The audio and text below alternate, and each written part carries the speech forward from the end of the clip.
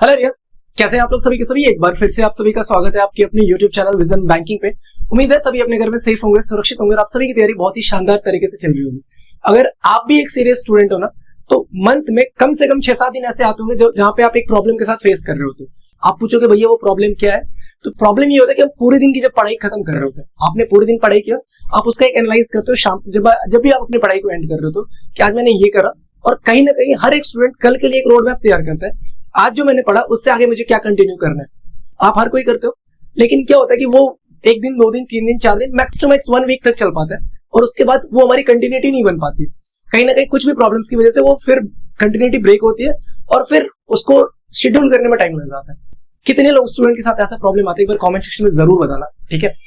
मैं सभी को कमेंट पढ़ रहा हूँ तो एक बार आपने कमेंट जरूर बताना कि कितने ऐसे स्टूडेंट्स को लगता है कि आपके साथ भी इस तरीके की प्रॉब्लम होती है कि भैया 1 वीक तक तो कंटिन्यूटी बनती है, बस उसके बाद प्रॉब्लम आती है। पहला रीजन उसके पीछे क्या होता है कि हमने गोल सेट कर रखे और हम उसको डेली गोल में कन्वर्ट करें। कभी भी ना अपने गोल्स को डेली गोल में डायरेक्ट मत कन्वर्ट करो।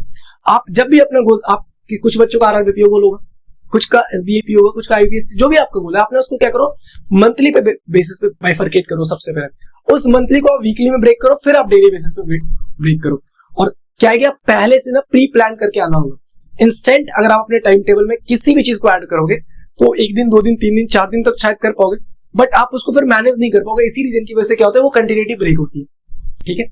तो मोस्टली बच्चों के साथ ऐसा प्रॉब्लम आता है। तो ये कंप्लीट वीडियो उन्हीं स्टूडेंट्स के लिए जिनके साथ ये प्रॉब्लम्स आ रही है। तो इस सेशन में आपके साथ डिस्कस करने वाला हूं how to create your own time table. आप सबने देखा था कि मैंने आपके लिए आरआरबी पीओ का एक टू डू लिस्ट स्टार्ट किया था, बट उसमें मैंने उसको ब्रेक कर दिया। क्यों?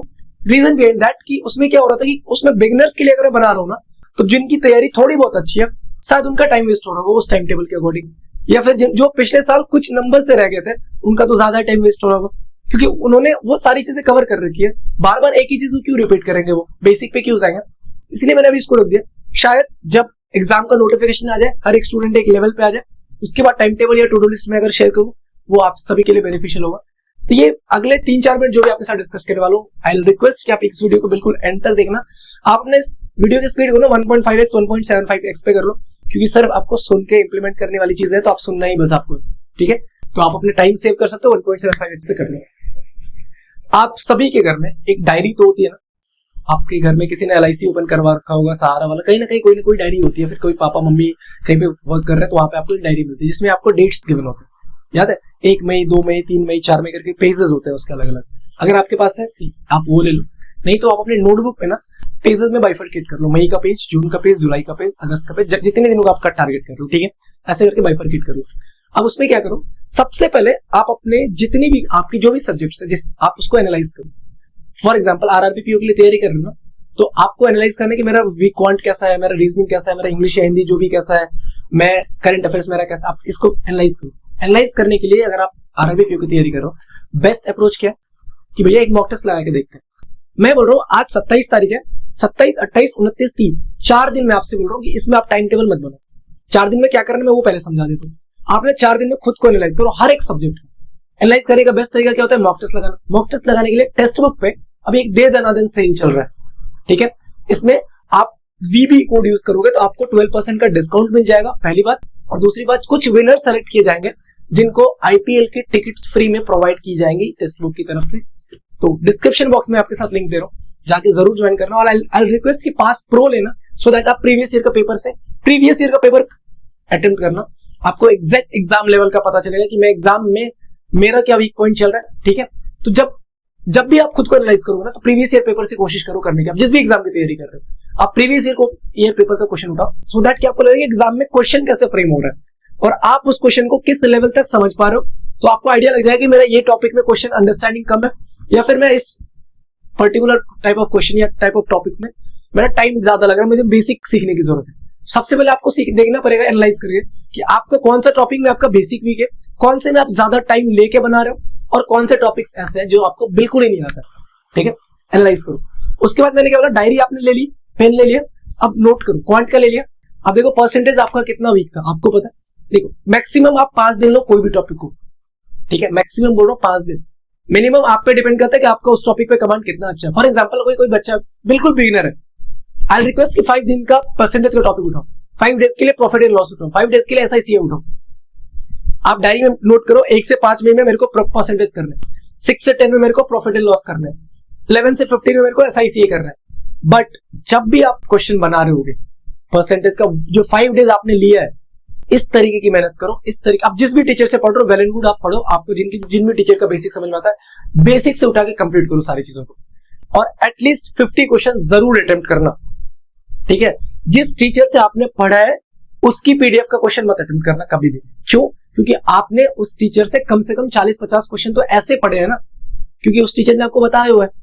तो फिर उसके फ्रेमिंग, मतलब क्वेश्चन फ्रेम करने का तरीका आपको पता है कहां से क्वेश्चन पूछ सकता है। तो किसी अदर एजुकेटर का PDF ले लो, आप उससे बनो, शायद कुछ नया पैटर्न पता चल जाएगा आपको, ठीक है। तो पहली बात ये, आपको डेली वाइज में उसको कन्वर्ट कर लिया। अब 5 दिनों में आपने जो पढ़ा है ना, उसकी तैयारी 5 दिन, मतलब 1 से लेकर 5 तक मैंने परसेंटेज पढ़ा, 6 से 10 तक मैं क्या कर रहा हूँ, प्रॉफिट एंड लॉस पढ़ रहा हूँ। लेकिन जब मैं 10th को प्रॉफिट एंड लॉस कंप्लीट करूंगा ना, जब मैं 10th को शीट्स बना रहा हूँ, वर्कशीट बना दूंगा, मैं परसेंटेज की वर्कशीट बनाऊंगा, मैं प्रॉफिट एंड लॉस की बनाऊंगा। क्यों? क्योंकि मेरा परसेंटेज भी रिवीजन हो रहा है और मेरा साथ साथ प्रॉफिट एंड लॉस भी चल रहा है, ठीक है। सो जब आप SICA कंप्लीट करोगे 15 को, तो percentage, profit and loss, SICA तीनों की शीट बनाओगे।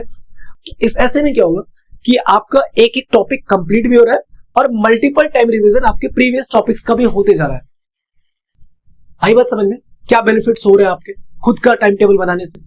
तो आपने डेली, और अगर आप ये चीजें ना, मैं बोल रहा हूँ 40 डेज 45 डेज कर लिया, आपका मोस्टली टॉपिक कवर हो जाएगा हर एक। अब ये चीज आपको रीजनिंग में भी मोस्टली टॉपिक भी कवर हो जाएगा, साथ साथ आपका क्या हो जाएगा, multiple time revision with your learning, सारी चीजें कंप्लीट हो जाएंगी। मान लो अगर आपने 7 वीक का करा है, 7 टॉपिक कंप्लीट हुए, परसेंटेज 6 बार रिवीजन हुआ, profit and loss 5 bar revision हुआ, SICA 4 बार रिवीजन हो रहा है, आपका सो जो भी आपके टॉपिक्स कंप्लीट हो रहे हैं वो इतने मल्टीपल टाइम्स आपका रिवीजन भी हो रहा है। तो कभी भी ना प्रॉब्लम नहीं होगी। फिर जाके आप जितने मॉक टेस्ट मर्जी चाहो लगाओ। टेक्स्ट बुक का मॉक टेस्ट आपने परचेस करा होगा, अगर मैंने डिस्क्रिप्शन बॉक्स में लिंक दिया, तो फिर आपको वहां पे मल्टीपल टेस्ट सीरीज है, जाके अटेम्प्ट करो, टॉपिक वाइज वहां पे आपको क्वेश्चन दिख रहे हैं, अटेम्प्ट करो, ठीक है। तो खुद का टाइम टेबल बनाने से बेनिफिट होता है। और प्री प्लान करो, मैं बोल रहा हूँ 27, 28, 29, 30 पूरा आप एनालाइजेशन में लगा दो कि मैंने क्या क्या टॉपिक करना है, मेरा क्या क्या टॉपिक वीक है, क्या क्या मेरे को ज्यादा टाइम देके करना है, किस किस टॉपिक में मेरे को लगता है कि मेरा बेस्ट है। फॉर एग्जांपल किसी स्टूडेंट का परसेंटेज बहुत बढ़िया है, वो क्या करेगा, 2 दिन का टाइम लेगा परसेंटेज में केवल, क्योंकि उसका बेसिक उसको क्लियर है ना। तो वो क्या करेगा, सिर्फ रिवीजन कर लेगा। वो क्या करेगा, 50-100 क्वेश्चन लगा लेगा सीट से, या फिर किसी पे क्विज़ेस में, या फिर कहीं पे मॉक टेस्ट में, ठीक है। आपको लगता है कि आपने प्रॉफिट परसेंटेज में टाइम बचा लिया 3 दिन का, 2 दिन में करके, और आपको अब लगता है कि मेरा SICA बहुत ही ज्यादा वीक है, 5 दिन में नहीं हो रहा, 6 दिन कर लो, क्योंकि 3 दिन का बफर तो आपने ऑलरेडी ले रखा है परसेंटेज में। तो इस तरीके से आप अपने टॉपिक को सेलेक्ट करके ना अपना टाइम टेबल बनाओ, खुद से बनाओ। और ट्रस्ट मी, आप एक बार खुद टाइम टेबल बनाना, 3-4 दिन में एनालाइज करके टाइम टेबल बनाना, और मेरे को कमेंट सेक्शन में जरूर बताना। आप खुद बताओगे कि भैया जब मैं पहले बिना टाइम टेबल के पढ़ रहा था ना, मैं शायद से एफर्ट ज्यादा लगा रहा था, बट इनपुट ज्यादा था, आउटपुट कम आ रहा था।